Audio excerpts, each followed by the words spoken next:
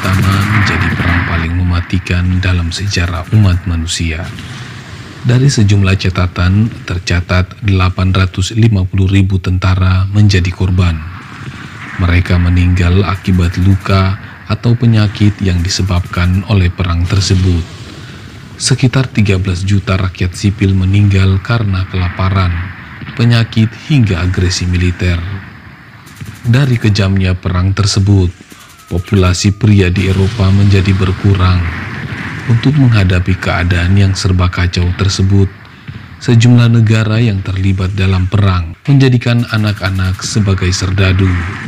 Tercatat dalam sejarah, ada sekitar 250.000 anak di bawah usia 18 tahun yang ikut angkat senjata membela negara. Salah satu anak yang ikut dalam Perang Dunia Pertama adalah bocah bernama Gavrik Momcilo asal Serbia. Momcilo merupakan serdadu termuda, kalau tak mau dibilang paling kecil, karena usianya masih 8 tahun ketika dia masuk kedinasan ketentaraan resmi Serbia. Momcilo lahir pada tanggal 1 Mei 1906 di desa Loznica, Serbia Barat. Momcilo anak ke-8 dari 11 bersaudara. Sebelum Perang Dunia Pertama berkecamuk, Momcilo hanyalah anak kecil biasa. Namun semuanya berubah ketika tahun 1914, awal babakan dimulainya Perang Dunia Pertama. Pada tahun tersebut, Austria menyerbu desanya, membakar dan membunuh warga setempat. Di antara para warga yang terbunuh oleh tentara Austria itu, ada kedua orang tua dan 7 saudara kandungnya. Tragis memang. Entah bagaimana, Momcilo selamat dari pembantaian massal tersebut. Dengan instingnya sendiri, Momcilo kemudian kabur dari kampung halamannya. Dia lari menuju Gunung Gushevo untuk mencari bantuan. Sekonyong-konyong dia malah menemui divisi artileri ke-6 Serbia yang sedang berada di Gunung Gushevo. Singkat cerita, Momcilo memutuskan bergabung ke divisi artileri ke-6 yang dia temui sebagai serdadu resmi negara Serbia pada usia 8 tahun. Ini menjadikan dia prajurit termuda dalam Perang Dunia Pertama. Kemudian pada pertengahan Agustus tahun 1914, Momcilo ikut serta dalam bertempur dalam Battle of Share melawan tentara Austria. Battle of Share merupakan debut pertempuran pertama bocah usia 8 tahun itu. Dalam pertempuran tersebut, tentara Serbia menang dan Momcilo kemudian dihadiahi seragam militer resmi serta pangkatnya dinaikkan menjadi kopral.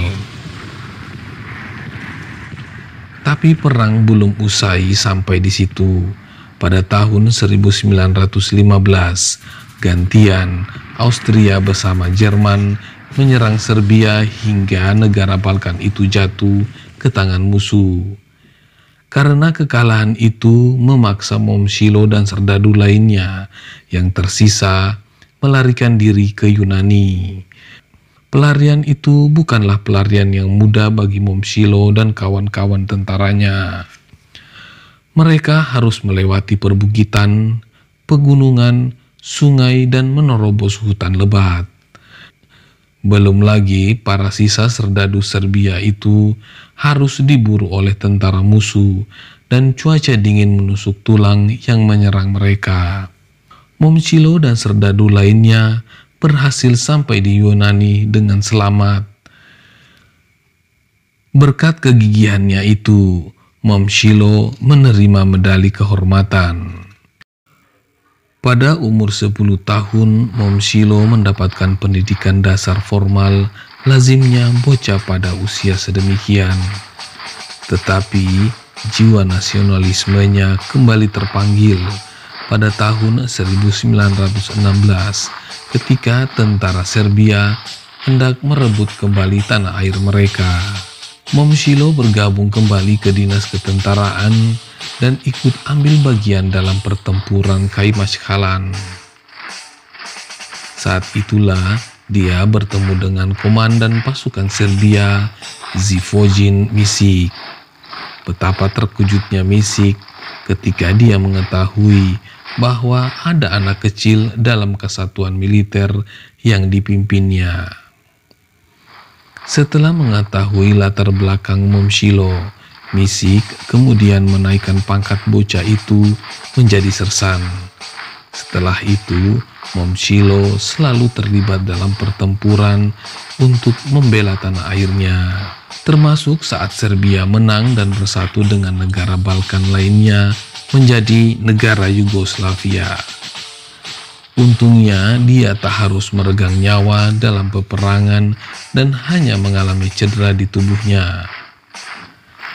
Namun setelah Perang Dunia I usai, nasib sial menghampiri Mom Shilo yang saat itu sudah beranjak remaja. Pada tahun 1929, dia dituduh melarikan diri dari dinas militernya. Juga tragisnya, para petinggi militer saat itu tidak mempercayai kalau Mom Shilo sudah ikut bertaruh nyawa dalam Perang Dunia Pertama membela negaranya, walaupun sudah ada berbagai macam bukti di pengadilan. Sialnya lagi, saat Perang Dunia Kedua berkecamuk, Nazi Jerman menangkap Mom Shilo dan dia dipaksa kerja rodi di kamp konsentrasi Beograd. Belum selesai kesialan Mom Shilo yang sempat jadi pahlawan cilik negaranya. Setelah Perang Dunia II usai, dia malah dituduh pemerintahannya sendiri telah bersekongkol dengan Nazi saat perang berlangsung dan terancam hukuman mati.